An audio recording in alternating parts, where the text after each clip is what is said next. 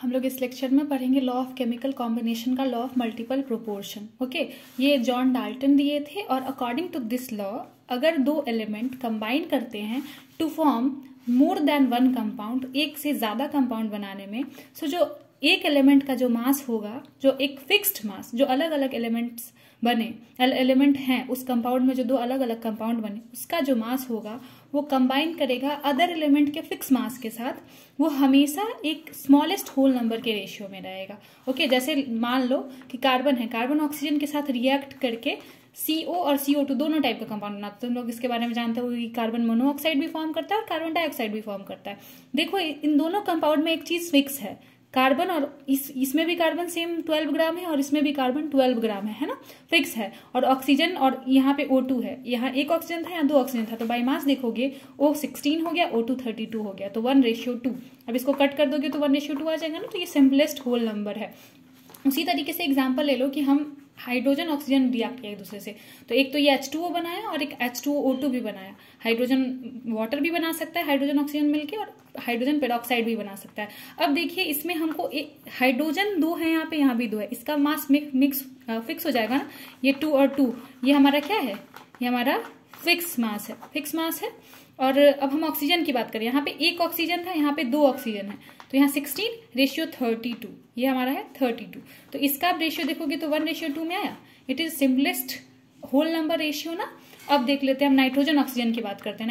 Nitrogen क्योंकि ये बहुत सारा ऑक्साइड्स बनाता है, अलग अलग ऑक्साइड बना सकता है, क्योंकि ये मल्टीपल ऑक्सीडेशन स्टेट शो कर सकता है। तो यहाँ पे देखिए ये नाइट्रोजन ऑक्साइड एक बार बनाया, N2O बनाया, फिर NO बनाया, फिर NO2 बनाया, फिर N2O3 बनाया, N2O5 बनाया, 5 तरह का ऑक्साइड बना दिया। ठीक है, अब हम लोग इसमें देखेंगे नाइट्रोजन बाई मास कितना है और ऑक्सीजन बाई मास कितना है। अब यहाँ देखो नाइट्रोजन ऑक्साइड में, यहाँ देखोगे तो ये यहाँ पे N2 में 28 है, NO में नाइट्रोजन 14 है क्योंकि एक नाइट्रोजन है, यहाँ पे NO2 में एक नाइट्रोजन है 14 है, N2O3 में 28 है, N2O5 में 28 है। ठीक है, और यहाँ पे देखोगे ऑक्सीजन तो ये 16 है, 32 है, 48 है, 80 है ना, 80 है। तो अब देखो कोई को तो, किसी को तो फिक्स करना पड़ेगा ना, या तो हम नाइट्रोजन को फिक्स कर दें या फिर हम ऑक्सीजन को फिक्स कर दें, है ना। तो अब देखो यहाँ पे 28 है, ये दोनों 14 है, तो इसको 2 से इंटू कर देते हैं। 2 से जैसे ही इंटू कर देंगे तो यहाँ भी 2 से इंटू हो जाएगा, यहाँ भी 2 से इंटू हो जाएगा। अब इधर भी 2 से इंटू, इधर भी 2 से इंटू, तो सब में 2 से इंटू हो जाएगा ना, क्योंकि ये डबल हो गया। अब यहाँ पे देखिए जब डबल हुआ तो ये भी 28, ये भी 28। अब ये मास फिक्स हो गई है, फिक्स हो गई है। अब इसके बारे में देखेंगे तो ये देखो 16 है, 32 आया, या बना 64 आया, ये हमारा 48 आया, ये हमारा 80 आया। अब इसको फिक्स कर दिए तो अब इस ऑक्सीजन का जो हमारा सेकंड एलिमेंट है एन नाइट्रोजन ऑक्साइड में जो एन का तो मास फिक्स कर दिया। अब हम ऑक्सीजन का देखेंगे और वो ऑक्सीजन का जो रहेगा मास वो सिंपलेस्ट रेशियो में रहेगा। तो अब इसको काट दीजिए, आप काटिए तो 16 के टर्म में 1, 2, 1:2, 4, 3, 5, ये सिंपलेस्ट होल नंबर है। It is simplest whole number का रेशियो। ओके, अब आ जाते हैं, अब हम क्वेश्चन जो क्लास में कराए थे कि कॉपर क्या करता है, 2 ऑक्साइड फॉर्म करता है। ठीक है, एक ब्लैक ऑक्साइड फॉर्म करता है, एक रेड ऑक्साइड फॉर्म करता है। ठीक है, और जो रेड ऑक्साइड होता है वो कंटेन करता है 88.8% कॉपर, और जो ब्लैक ऑक्साइड रहता है वो कंटेन करता है 79.9% कॉपर। ठीक है, और अब जानते हैं कि कॉपर ऑक्साइड CuO है। ठीक है, अब मान लो लेट्स कहते हैं कि कॉपर ऑक्साइड हमारा 100 ग्राम है। ओके, सो अब एक केस 1 ले ले, केस 2 ले ले। तो अब कॉपर ऑक्साइड जो 100 ग्राम था वो Cu था, Cu उसमें होगा, ऑक्सीजन होगा। तो यहाँ पे हम देख लिए कि जो रेड ऑक्साइड है, मतलब 1 मान लो केस हमारा रेड ऑक्साइड का है, तो ये 88.8% है। तो ऑक्सीजन का जब अमाउंट देखेंगे तो 100 में से 88 पॉइंट घटा देंगे ना, क्योंकि हमारा टोटल कितना है 100 ग्राम है, तो 100 में से जब ऐसे 88.8 घटा दिए तो 11.2 आ गया हमारा ऑक्सीजन। ओके, अब देखो ये 79, अब ब्लैक ऑक्साइड का ये केस ले लीजिए, ये हमारा ब्लैक का केस है। ठीक है, ये हमारा रेड का केस है। तो जैसे ही ब्लैक ऑक्साइड का केस लो तो 79.9% ये हमारा कॉपर का अमाउंट है, और जैसे ही ऑक्सीजन का निकालोगे तो आप 100 में से, क्योंकि टोटल 100 है तो 100 में से 79.9 घटा दिए तो कितना आया 20.1 आ गया। ठीक है, अब देखो, अब तो हमको एक चीज याद रखना, वहां जो इंटू करवा रहे थे वो मास फिक्स कराने के लिए करा रहे थे। अब तो हमको किसी का तो मास फिक्स कराना पड़ेगा ना, कोई मास फिक्स है ना, इधर मास फिक्स है ना, इधर मास फिक्स है। तो यहाँ पे जैसे कर रहे थे इंटू करना पड़ा, इंटू करके मास फिक्स कर दिए। तो अब देखो हम मान लेते हैं लेट्स से कि 1 ग्राम हम मास सोचते हैं कि अब 1 ग्राम इस ऑक्सीजन का मास फिक्स कर रहे हैं, तो हम बोल रहा है 1 ग्राम ऑक्सीजन रिएक्ट जब इतना से करेगा तो कितने के साथ करेगा, जब हमारे पास 11.2 है, 11.2 ग्राम ऑक्सीजन 88.8 से रिएक्ट करके बना रहा है, तो 1 ग्राम कितना से करेगा 88.8 बाई 11.2 कॉपर, ठीक है, इतना से करेगा तो हमारा 7.92 कॉपर का वैल्यू आ जाएगा। उसी तरीके से अब हम ऊपर 1 ग्राम माने तो हमको नीचे भी 1 ग्राम मानना पड़ेगा ना, मास फिक्स करनी है।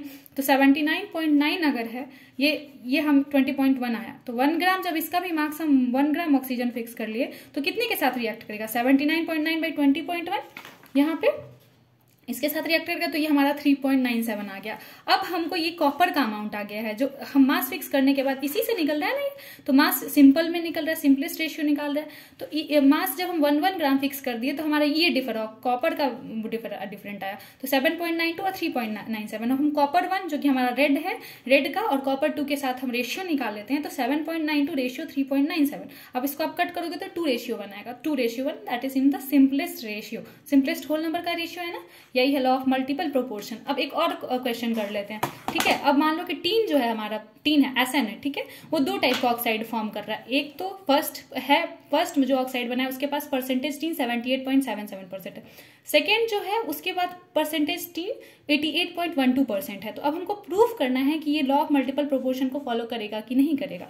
Let's say mass of SNO फिर से उसी तरीके से 100 ग्राम है, ओके, केस 1 मान ले रहे हैं, ठीक है। मास ऑफ टीन ऑक्साइड हमारा 100 ग्राम है, तो मास ऑफ टीन हमारा क्या हो जाएगा 78.77 ग्राम, क्योंकि हमारा 78.77% है फर्स्ट केस में, तो ये हो गया। अब मास ऑफ ऑक्सीजन इस 100 में से इतना घटा दोगे तो आ जाएगा ना 21.23 ग्राम, ये हमारा मास ऑफ ऑक्सीजन हो गया। तो अब हम अब ऑक्सीजन का मास फिक्स कर दे रहे हैं, 1 ग्राम का कर रहे हैं, तो जब इतना के साथ रिएक्ट कर रहा है तो 1 ग्राम ऑक्सीजन कितने के साथ रिएक्ट करेगा 78.77 बाई 21.23 ग्राम, बस यूनिटरी मेथड है। तो ये कितना वैल्यू आ गया 3.7 आ गया, वैल्यू 3.7 वैल्यू आ गया।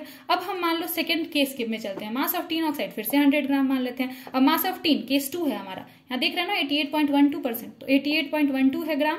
तो अब मास ऑफ ऑक्सीजन क्या हो जाएगा 100 में से आप 88.12 घटा दीजिए तो हमारा क्या आ गया 11.88 ग्राम। अब फिर से मास फिक्स करना है हमको, तो ऑक्सीजन का मास फिक्स कर लिए, यहाँ पे मास 1 ग्राम ले तो हम यहाँ पे भी 1 ग्राम ले लेते हैं, मास फिक्स हो जाएगा ना, वो चाहे ऐसे करो या फिर ऐसे करो, 1 ग्राम मान लिए। तो 1 ग्राम ऑक्सीजन जब रिएक्ट करेगा तो कितना आएगा 88.12 बाई 7.4 ग्राम ऑफ टीन। ये यूनिटी मेथड से अगर 11.88 हमारा क्या बोलते हैं 11.88 अपन का 88.12 से कर रहा है तो 11.88 88.122 से कर रहा है, ठीक है। तो हमारा 88.12 कितने के साथ करेगा 88 बाई 11.88 के साथ करेगा ना, सॉरी ये गलत हो गया था, 11.88 ग्राम, ठीक है। ये हमारा हो गया, इसको हटाइए, यहाँ पे 11.88 ग्राम कर दीजिएगा, 11.88, ठीक है, 11.88 से करेगा 88 जब हमारा 11.88 88.12 ग्राम के साथ रिएक्ट कर लिया तो 1 ग्राम जब ऑक्सीजन लेंगे तो इसको इसे डिवाइड कर दो सीधे, इतने टीन से रिएक्ट कर लेगा, तो जब इतने टीन से रिएक्ट करेगा तो वी गेट 7.4 ऑफ टीन, ठीक है। अब ये हमारा केस 1 था, ये हमारा केस 2 था, तो केस 1 हमारा कितना है 3.7 था, 3.7 आ गया है, और केस 2 में हमारा कितना टीन आया 7.4 टीन आया। देखो ऑक्सीजन का मास 1 ग्राम ही है, दोनों में फिक्स हो गया है, और हमारा डिफर क्या कर रहा है 3.7 और 7.4 टीन का मास। तो ये जब हम ऐसे कर देंगे तो ये 3.7 और 7.4 आ जाएगा ना, ये 1:2 सिंपलेस्ट रेशियो में है, तो 1:2 सिंपल होल नंबर के रेशियो में, तो ये फॉलो करते हैं ना law of multiple proportion, law of multiple proportion LOMP follow करता है ना ये। तो इसी के साथ अगर अब वीडियो समझ में आ गई होगी हमको लगता है तुम लोगों को, तो और तुम लोग इतने सारे क्वेश्चंस को वापस से रिपीट करो, कॉपी में लिखो। Okay, thank you. कोई क्वेरी होगा पूछ लेना। Thank you.